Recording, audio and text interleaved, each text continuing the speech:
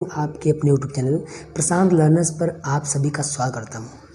Guys आज हम आप लोग को क्लास 10th मैथ का जो बोर्ड का पेपर हुआ है 12 तारीख को, उस पेपर के बारे में डिस्कस करेंगे और आपका पूरा का पूरा डाउट क्लियर करेंगे। आपके कितने क्वेश्चन सही है कितने गलत हैं आप लोग मिला लीजिएगा, आपका पूरा का पूरा काम हो जाएगा। और पेपर कैसा आया था, आसान था या कठिन पेपर था या फिर मॉडरेट पेपर था, सब कुछ मैं आपको इस वीडियो में बताऊँगा। तो अगर आप लोग चैनल पर नए हैं तो आपसे एक ही निवेदन है, आप लोग चैनल को सब्सक्राइब कर लीजिए और बगल में घंटी बनी होगी उसको भी दबा दीजिएगा, ताकि आपको हमारी हर वीडियो का नोटिफिकेशन मिलता रहे और आपका कोई भी वीडियो मिस ना हो पाए, आपको पूरी की पूरी जानकारी प्रॉपर तरीके से मिलती रहे।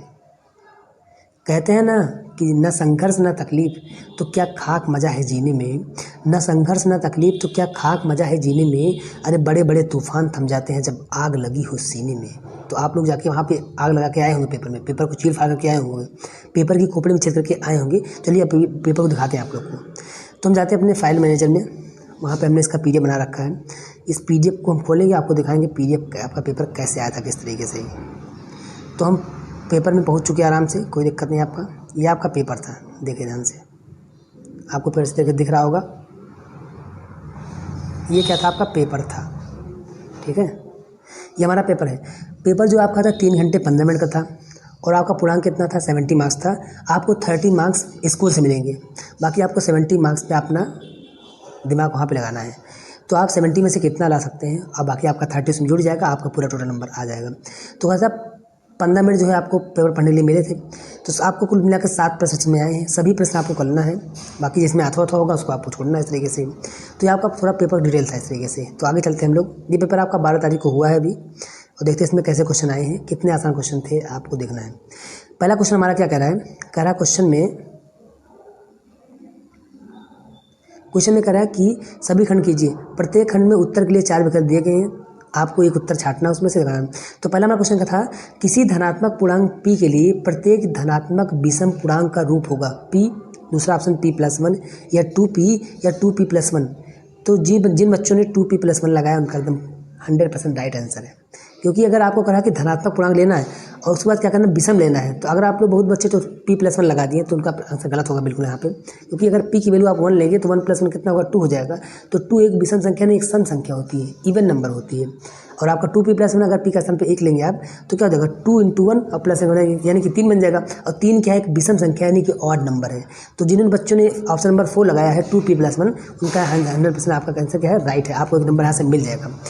कुछ हमें सेकंड क्या कह रहा था, आपका बिंदु A दिया था -4,0, B 4,0, 3 C कितना पॉइंट दिया था 0,3। कह रहा है त्रिभुज के क्या है, शीर्ष है, क्या है, त्रिभुज के एक शीर्ष है, तो वह त्रिभुज होगा समकोण त्रिभुज, समद्विबाहु त्रिभुज, समबाहु त्रिभुज और विषमबाहु त्रिभुज। तो आप जो यहाँ से त्रिभुज में AB भुजा निकाल लिए होंगे 2 बिंदुओं के बीच की दूरी से, फिर BC भुजा निकाल लो यहाँ पे, फिर AC भुजा निकाल लो 2 बिंदुओं के बीच की दूरी से, आपका यहाँ से कंफर्म हो जाएगा। तो अगर जिन बच्चों का आंसर आया है समद्विबाहु त्रिभुज यानी कि आइसोसेलेस ट्रायंगल आया है, उन बच्चों का 100% राइट आंसर सही है। तो ऑप्शन B आपका, मतलब क्वेश्चन नंबर खा वाले में ऑप्शन नंबर B आपका 100% एकदम सही है। अब आते हैं हम लोग क्वेश्चन नंबर गा वाले पे। कह रहा है 2 समरूप त्रिभुजों के क्षेत्रफल क्रमशः 20 सेंटीमीटर स्क्वायर और 45 सेंटीमीटर स्क्वायर है, उनकी ऊंचाइयों का अनुपात कितना होगा। तो पहली बात तो आपको पता है कि 2 समरूप त्रिभुज के क्षेत्रफलों का जो अनुपात होता है उनकी संगत ऊंचाइयों का, मतलब क्या दिया आपका, क्षेत्रफल दिया पहली बात तो, उनकी ऊंचाई पूछ रहा अपन, तो उनकी संगत ऊंचाइयों के वर्ग के अनुपात के बराबर होता है। तो जब आप लोग यहाँ से ऊंचाई निकाल लेंगे तो जाके इधर आपका क्षेत्रफल वाला रूट लग जाएगा जाके। तो बताओ 20/45 कितना हो जाएगा, आपका काटने पर आपका आएगा 4/9 आ जाएगा, ठीक है। तो 4/9 मतलब उसका हम लोग 4/9 का जब रूट निकालेंगे तो कितना आएगा, 2/3 आ जाएगा आपका। तो ऑप्शन आपका C सही है इसमें। तो क्वेश्चन नंबर गा का ऑप्शन नंबर C यानी कि 2/3 आपका आंसर 100% सही है। तो जिन बच्चों को सही उनको पूरा नंबर मिल जाएगा इसमें। और आपका मैथ एक ही बात होता है, मैथ में से आपका मैथ में पूरा नंबर मिलता है हमेशा। अब आते हैं हम लोग क्वेश्चन नंबर घा वाले में आते हैं। कह रहा है इसमें tan थीटा बराबर 2ab/a² - b², तो cos थीटा का मान क्या होगा। तो कुछ नहीं करना आपको, आप बिना क्वेश्चन को लगाए ऑप्शन से चेक कर सकते हैं इस क्वेश्चन को। आपको पता है कि tan थीटा क्या होता है, लंब बटे आधार होता है। बिना फिगर को बनाए भी आप, मतलब बिना समकोण त्रिभुज वाला फार्मूला लगाए वहाँ से लंब कर्ण निकाले आप क्वेश्चन कर सकते हैं ऑप्शन देख के ही। क्योंकि कह रहा है कि tan थीटा बराबर कितना 2b। अब आपको था कि tan थीटा हमेशा होता है कितना, लंब बटे आधार होता है। और cos थीटा क्या होता है, क्योंकि आपको cos थीटा वैल्यू बतानी थी यहाँ पे। तो क्या होता है cos थीटा, आधार बटे क्या होता है, कर्ण होता है। ठीक है। तो देखो आधार बटे कड़, तो आधार इसका क्या बताओ, टेन आधार आपका क्या हो जाएगा, आधार आपका हो जाएगा ए स्क्वायर माइनस बी स्क्वायर। तो देखिए आधार बटे कड़ यानी कि आपका किस ऑप्शन में आपको आधार ए स्क्वायर माइनस बी स्क्वायर दिख रहा है, तो ऑप्शन बी में दिख रहा है आपको ए स्क्वायर, मतलब बिना निकाले आप इसका आंसर कर सकते थे वहाँ पे जाके, कोई दिक्कत आपको नहीं। तो ऑप्शन नंबर इसका बी जो है a square minus b square upon a square plus b square आपका सही होगा। ठीक है, यानी कि यहाँ पे कड़ जो आएगा हमारा वो क्या होता है हमेशा ए स्क्वायर प्लस बी स्क्वायर आएगा। अब आते हैं हम लोग क्वेश्चन नंबर अंगा वाले पे। कह रहे एक घड़ी की मिनट की सुई की लंबाई 14 सेंटीमीटर है, एक घड़ी में सुई द्वारा रचित क्षेत्रफल कितना होगा। मतलब एक समझ लो जब घड़ी नाचती है मिनट वाली सुई जाके, फिर जाके 12 से शुरू होती है 12 जाके पहुंचती है, तो हमेशा क्या बन जाता है, एक सर्कल बन जाता है, यानी कि वृत्त बन जाता है। तो समझ लो वृत्त सुई लंबाई कितनी दी गई, 14 दी गई, तो समझ लो 14 जो आपका वो क्या हो जाएगा, वृत्त की त्रिज्या हो जाएगी। मतलब पूछ रहा है आपको क्षेत्रफल कि वृत्त का क्षेत्रफल क्या होगा। ठीक है, तो वृत्त का क्षेत्रफल हम फॉर्मूला क्या होगा, पाई आर स्क्वायर, और आर की वैल्यू क्या हो जाएगी 14 हो जाएगी, रखोगे यहाँ पे आपका आंसर हो जाएगा, जो भी आंसर आपका सही होगा वो भी आपका हो जाएगा। ठीक है, अब हम लोग आते हैं क्वेश्चन नंबर 4, इसको आप लोग सॉल्व करें कि जितना भी आंसर आपका होगा वो आंसर आपका आ जाएगा, क्योंकि हमने इसको सॉल्व नहीं किया है, आप लोग कर लीजिएगा। अब हमारे तो क्वेश्चन नंबर 6 पे आते हैं, मतलब क्वेश्चन नंबर 4 वाले पे आते हैं। कह रहे एक बारंबारता बंटन के लिए माध्य माध्यिका और बहुलक के बीच संबंध क्या होता है। तो आपको पता है कि 3 गुणे माध्यिका बराबर बहुलक प्लस 2 गुणे माध्य एक फार्मूला होता है। ठीक है, 3 गुणे माध्यिका बराबर बहुलक प्लस 2 गुणे माध्य होता है। ठीक है, तो आपको पता है कि लेकिन आपका 3 गुणे माध्यिका दिया नहीं है, देखो यहाँ से माध्यिका देखो 3 यहाँ पे लगाया है, तो ऑप्शन पहला आपका क्या हो जाएगा, गलत होगा। दूसरा भी ऑप्शन क्या होगा, गलत होगा, क्योंकि माध्यिका इंटू 3 होता है। तीसरा ऑप्शन चौथा ऑप्शन आपका सही हो सकता है, पहली बात तो। अब देखते हैं तीसरा से चौथा कौन सही होगा, तीसरा सही होगा चौथा सही होगा आपका। तो देखो यहाँ पे 3 गुणे माध्यिका तो है। ठीक है, तो आपको पता है 3 गुणे माध्यिका क्या होता है, बहुलक प्लस 2 गुणे माध्य, तो हम लोग माध्य उधर भेज देंगे ले जाके, बहुलक उधर जाके माध्य 2 प्लस माध्य हो जाएगा, तो आपका आंसर क्या हो जाएगा, आपका आंसर नंबर सी क्या हो जाएगा, एकदम 100% सही है। अब हम लोग आते हैं क्वेश्चन नंबर, ये सब इंग्लिश पार्ट था इसका। अब हम लोग आते हैं इसमें क्वेश्चन नंबर मतलब दूसरे पे, सभी खंड कीजिए आपको करना है।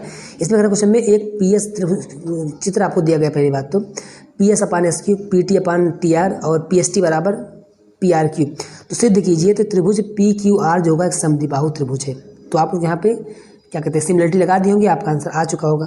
त्रिभुज पी क्यू आर से, क्योंकि आपको भुजाओं का अनुपात दिया गया है। ठीक है, और कोणों बराबर दिए गए हैं, तो क्या लगा देंगे आप लोग यहाँ पे साइड एंगल साइड लगा देंगे, आराम से आपका आंसर आ जाएगा।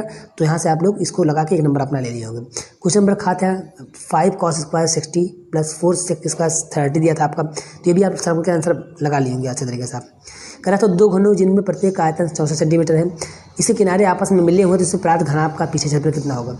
तो घन को जब आप हटाएंगे हमेशा तो उसके लंबाई पर प्रभाव पड़ता है, चौड़ाई और ऊंचाई हमका आपकी सेम रहती है। तो आप लोग यहाँ से आयतन से एक भुजा निकाल लीजिए घन की, जो कि घन में से भुजाएं क्या होती है, बराबर होती है आपकी। तो वहाँ से जब आप भुजा ए पा जाएंगे तो वहाँ से आप लोग लंबाई को अपना जितना जो जोड़ेगा अपना सटा के रहना होगा, क्योंकि घन सटाने पर से क्या बनता है, घनाभ बनता है। तो वहाँ से आप लोग इसका लगा लिए होंगे और पृष्ठ क्षेत्रफल यहाँ पे निकाल लिए होंगे इस तरीके से। कहते हैं एक कारखाने के 50 कार्मिकों की दैनिक आय साड़ी में दिया गया है इतना करके। कह रहा है उपरोक्त साड़ी में बहुलक वर्ग की निम्न सीमा तथा उस सीमा बताइए। तो बताइए बहुलक मतलब क्या होता है, जो संख्या ज़्यादा बार आई रहती है, पहली बात तो बताओ इन सब में बहुलक क्या हो जाएगा आपका, तो क्या हो जाएगा 14। तो 14 का आपका जो बहुलक वर्ग क्या हो जाएगा आपका 120 140 हो जाएगा। कह रहा है इसकी निम्न सीमा, निम्न मतलब क्या होगा, जो सबसे कम वाली होती है, तो 120 हो जाएगा और 140 क्या हो जाएगा आपकी उच्च सीमा हो जाएगा। ये भी आपका क्वेश्चन हो चुका, आप एक नंबर इसमें पा चुके होंगे। ये इसका पूरा इंग्लिश वर्जन था, जो बच्चे CBSE के होंगे वो कर चुके होंगे इस तरीके से ही। अब हम लोग आते हैं क्वेश्चन नंबर 3 पे, यानी कि खंड 3 पे आते हैं। करत सिद्ध कीजिए रूट 2 एक अपरिमेय संख्या है। इसको हम लोग इतना बार करवा चुके थे पेपर में कि आप लोग जाके वहाँ पे पेपर कॉपी चेक करके चले आए होंगे अच्छे तरीके से ही। क्वेश्चन नंबर खा पे आते हैं कि विलोपन बेस से हल कीजिए, तो ये भी आप लोग हल कर चुके होंगे। फिर कह रहा था क्वेश्चन नंबर गा वाला वह अनुपात जिसमें एक्स अक्ष के बिंदुओं ए और बी मिलाने वाले रेखाखंड का व्यय करता है। तो एक्स अक्ष में क्या होता है, हमेशा y 0 होता है। ठीक है, तो आप लोग इससे जो है निकाल लिए होंगे। एक्स बराबर क्या होता है m1x2 प्लस m2x1 अपान m1 प्लस m2x निकाल, वैसे y निकाल लियोगे, आपका यहाँ से आंसर आ चुका है। 2 नंबर आपका पक्का हो जाएगा। 2 ठोस लंबवृत्तीय, मतलब पेपर से हम लोग एकदम हलवा आया था, हलवा तरीके से पहले पेपर आया था आपका। अब आते हैं 2 ठोस लंबवृत्तीय समूह की ऊंचाई समान है, उनके आधारित त्रिज्याएं कितना r1 अपान r2 थे, तो उन्हें गलाकर समान ऊंचाई की एक बेलन रूप में प्रस्तुत किया जाता है। सिद्ध कीजिए बेलन के आधार की त्रिज्या कितना होगा, इतना होगी। तो आपको पता है हमेशा जब भी कोई चीज़ पिघला के कोई चीज़ बनाया जाता है तो उस पिघलाने वाली चीज़ का आयतन बराबर किसके होगा, हमेशा जो चीज़ बनती नहीं वाली उसके आयतन बराबर होता है, जिससे आप लोग इसका निकाल लेंगे। इसका आंसर आपका आ चुका होगा, ये चीज़ आपका पूरा इंग्लिश में था। अब आते हैं हम लोग क्वेश्चन नंबर 4 खंड पे आते हैं। कह रहा है बिना लंबी व्यंजन प्रक्रिया से दिखाइए कि परिमेय संख्या एक शांत दशमलव है। तो आपको पता है जिसके हर में अगर 2 × 5 बनता है या फिर 5 या फिर 2 बनता है तो हमेशा क्या आता है, उसका वैल्यू हमेशा क्या आता है, शांत आता है। तो आप लोग इसका लगा चुके होंगे सर और थोड़ा सॉल्व किए होंगे इस पर जाके, इसको पावर बना के इस तरीके से। तो यहाँ पे आपका आंसर जो भी आया होगा शांत आया होगा, शांत, तो आप लोग चेक कर लिए होंगे तो पहली बात यहाँ पे आपका शांत आएगा। ठीक है, अब आते हैं हम लोग क्वेश्चन नंबर खा वाले पे। करत दिघात समीकरण इतना दिया आपका के मूल गुणनखंड विद्राहत के, तो आप लोग के आंसर बता चुके होंगे कितने इसके 2 मूल आते हैं, क्योंकि 2 पावर तो हमेशा 2 मूल इसके आते हैं। अब आते हैं उसमें गा पे, करत बिंदु a, 0, b और 1, 1 संदिग्ध बिंदु सिद्ध कीजिए 1/a + 1/b = 1। संदिग्ध में हमेशा क्या होता है, त्रिभुज का क्षेत्रफल में सब बराबर 0 बराबर होता है। तो आप लोग वहाँ त्रिभुज क्षेत्रफल हम लगा के इसका संबंध निकाल लेंगे, आपका यहाँ पे नंबर पक्का हो चुका होगा। अब हम लोग आते हैं क्वेश्चन नंबर किस पे,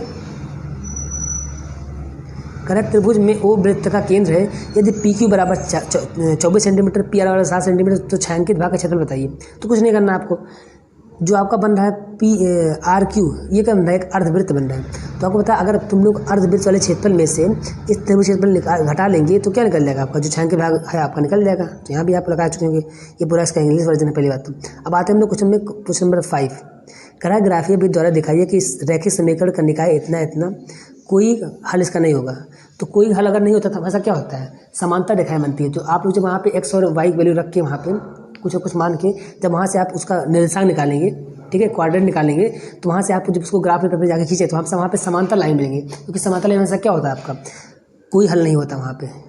ठीक है, तो यहाँ से आपको समांतर रेखा मिल गई तो आपका आंसर सही है, आपको पूरा 4 नंबर मिल जाएगा इसमें। कह रहा क्वेश्चन में खा वाला, एक त्रिभुज ABC खींचिए, मतलब ये क्वेश्चन आपका क्या है, कंस्ट्रक्शन चैप्टर आपका है, मतलब रचना चैप्टर आपका है। इसमें बस मतलब आपका नंबर पक्का रहता है अगर आप लोग ऐसे देखे पढ़े होंगे तो। कह रहा है त्रिभुज ABC खींचे जिसमें BC बराबर 7 सेंटीमीटर, एंगल B बराबर 45, एंगल A बराबर 105 दिया है। तो त्रिभुज ABC के समरूप ऐसे त्रिभुज रचना कीजिए। इसको हम लोग इतना बार पढ़ाए थे आपको कि अब आप लोग जाके ऐसे देख करके यहाँ पे चले आए होंगे। इसकी भुजाएं त्रिभुज ABC के संगत भुजाओं की 4/3 गुनी है। कुछ नहीं करना, आप इसको हमने आपको करा ही दिया इसी तरीके से। कुछ नंबर गाँव में करा किसी देखिए tan 35, tan 40, tan 45, tan 50, tan बराबर 1, तो आप उसको दिखाएंगे आराम से क्वेश्चन आसान। गाँव वाले क्वेश्चन नंबर 2 सेकंड था आपका, करा त्रिभुज ABC में सिद्ध कीजिए tan B + C/2 बराबर cot A/2। ये भी आप लोग कर चुके होंगे। फिर करा क्वेश्चन नंबर घा वाले में आपका करा कि समांतर माध्य कितना दिया, 25 दिया, तो विलुप्त बारंबारता ज्ञात कीजिए। तो आप F की वैल्यू यहाँ से निकाल चुके होंगे समांतर माध्य वाले चैप्टर से आप, ठीक है, अच्छे तरीके से आपका हो चुका होगा। इसका इंग्लिश वर्जन पूरा आपका है। अब हम लोग आते हैं क्वेश्चन नंबर 6 पे।